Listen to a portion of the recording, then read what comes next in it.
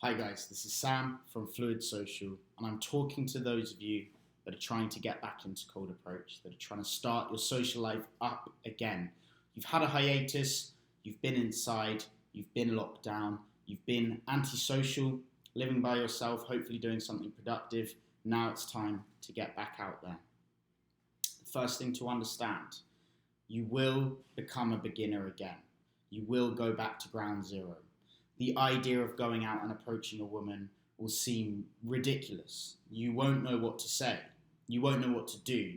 You'll feel extremely nervous. You'll feel like an idiot, and you'll feel like you've lost everything that perhaps in the past you'd built up to this point. Every skill set, every confidence, every ounce of charisma will seem to have leached itself from your body and been forgotten amongst lost memories and everything else. So you will have to start again. There's very few exceptions to this. If you've been locked down, if you haven't been doing it, you have to start again. And for you guys, the most important thing is to fully accept this. You must look forward to that beginner mindset. You must look forward to not knowing what to do, to going up and scrambling your words and not knowing what to say and feeling like an idiot. You must accept this as part of the process of restarting again. It will happen, you will experience some level of pain or suffering, and you will feel better afterwards. Now, the caveat to that is you're not actually going back to that beginner mindset. You're not actually starting again, because all of the skills that you've learned, all of the improvements that you've made, all of the confidence that you've gained maybe over the previous months or years before the pandemic, it will come flooding back to you.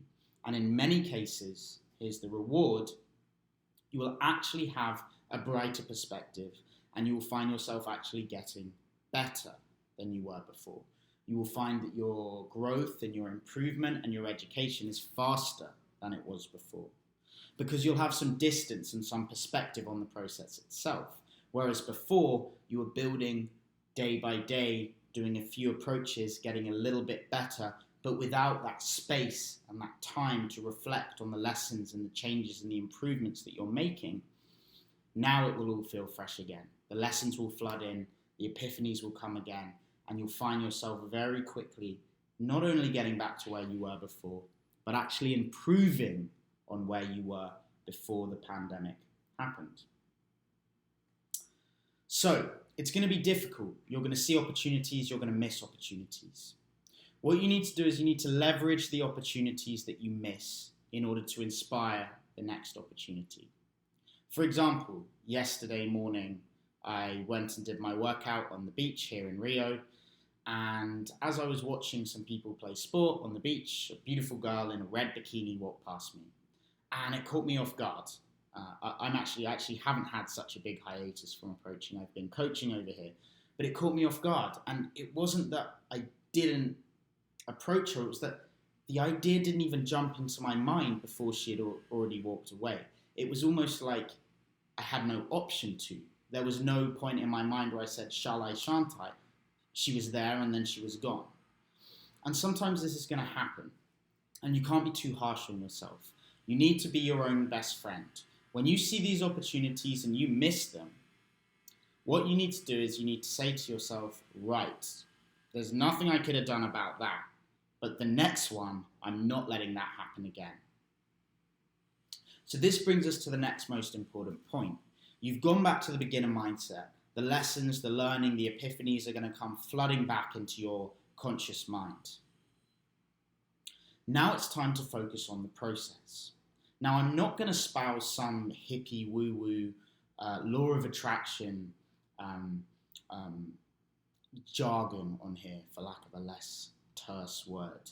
But one thing that does happen, and I'm very certain of this, is that you prime your mind for future experiences. You create your future reality by first priming your mind with the information and the data that you want to create a reality. And so even if you're not approaching, even if that seems like too big a step, even if you're missing opportunities, what you can be doing with 100% certainty is focusing on the process, right? The process is as follows. You go outside. Instead of thinking about where you're going or what you're going to have for lunch or that friend that you never messaged back, you focus on the lived experience. You focus on the reality. You look around you. You notice the individuals, specifically the women that you find attractive, if they are there. If they're not, there's nothing that you can do about it. Keep your eyes open, keep your focus steady and broad, and you will see them. That is the first step. When you walk outside, you focus on the lived experience, you focus on your environment. As you are focusing on your environment, you want to make sure that you're standing up straight. We have this idea of embodied cognition, which says that just as our mind decides our body, in other words, when we're feeling sad or when we're feeling happy, our body will adapt to that emotion. When we're feeling sad, we close off. When we're feeling happy, confident, we keep our back straight, we keep our spine in alignment, we keep our chin up. You can also modify your posture so that your mindset changes and it happens instantly. If you're feeling low energy, if you're feeling sad, whatever you're feeling, if you straighten your posture, straighten your back, lift your chin up slightly, bring a soft smile to your face, you will feel energy and you will feel confidence. So that's step number 2. You've gone out, you're focusing on the environment, on the lived experience, looking at the people around you, you straighten your posture, you stand up straight, and now you follow through. So as you're walking around, as you're looking for these opportunities, as you're walking with a straight back and a good posture, you see the girl you like, and the next thing is you don't let those narratives rush in of, oh, I can't approach her, she's got a boyfriend, or, oh, her friend looks mean, or, oh, I can tell she's in a rush. Instead of that, you just focus on her, right? With the straight posture, you just look at her. You don't perseverate. You don't allow your mind to get lost in thoughts because all of your attention is used up on the observation of the woman. You're looking at her. And something amazing happens at this point. And I've had too many experiences to count where this has happened. Usually this is all easier after a mindfulness practice, after some meditation. But when you focus on the girl, instead of those narratives and those excuses rushing in, what happens is you actually read her facial expression and you predict with almost certainty how she's going to respond to you. So sometimes she might be looking a little bit distressed. And if you went up and said, hey, I just saw you walking past and I thought you were hot, you know she's going to have a go at you. Or you get a strong suspicion that she's not going to respond well to that. And so what do? Well, by reading that emotion on her face of distress or negativity, you can adapt to it. You can objection handle for the future. You might say, hey, I know this is a little unusual. I can see that you don't look completely there today, like you don't look fully confident, but I felt like I had to come and tell you that I think you look cool.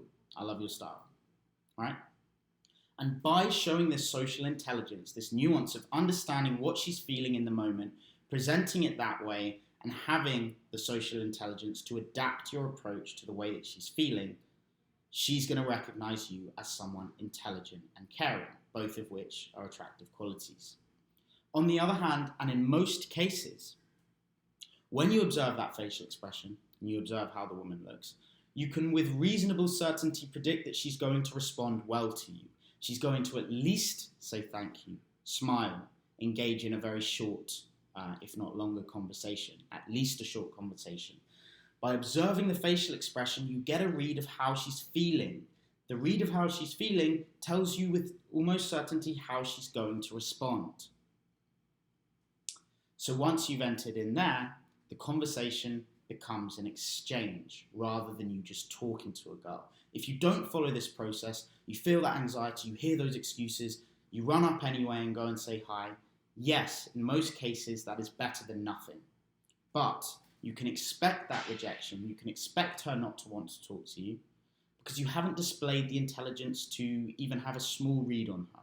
You're blabbering away, throwing information at her and asking for nothing in return or expecting nothing in return. You need to engage in a dialogue from the start. It cannot be one way. By paying attention to her beforehand, you open up the opportunity for the dialogue. And in order to pay attention to the way that she's feeling and predict that response, you must first follow the other two steps. you must first focus on the lived experience. Look at the facial expressions of the people around you. Stand up straight with a good posture and lift your chin slightly, exposing the neck, the vulnerable part of your body. So it's a prehistoric sign that you're not worried about being attacked in the most vulnerable part of your body. Shoulders back, soft chest, soft neck, exposed. This will predict better responses. So you've got to first, before you go out, let's go over this, you've got to accept that you're going back to beginner. You are going to suck. It doesn't matter. Enjoy it. Go back to that exciting phase where you were just learning about this. You were just hearing that it was possible to approach people in the day. Take yourself back to that mindset, to that childish, excited mindset. Embrace it again. Know that you're going to have to go through some of that process. Also understanding that once you do accept it, things are going to improve quickly and drastically. As you leave the house, focus on your lived experience, the people around you. I would recommend a mindfulness practice beforehand to settle yourself and make this easier to actually focus on the lived experience. Try some meditation.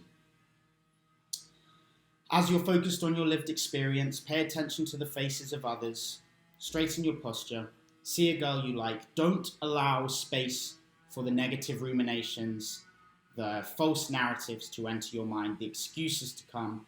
Focus on her, read her facial expression, objection handle in the future, say what you need to say in order to preempt her potential rejections, and enjoy a dialogue rather than a one-way passage of conversation. If you do this, the sky's the limit. You're going to improve drastically. You're going to enjoy it. You're going to create magic in the day, in your life and in the life of others. And you're going to succeed in this area. I look forward to hearing about your success in this area.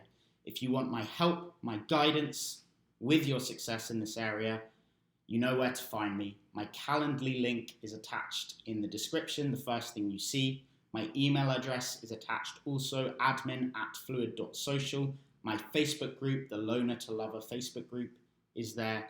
You can find me through any one of these mediums, but I recommend the free 30-minute breakthrough call over Calendly. You're all welcome now. I'm really excited to get you guys back into this and hear about your stories. Take care. Sam, out.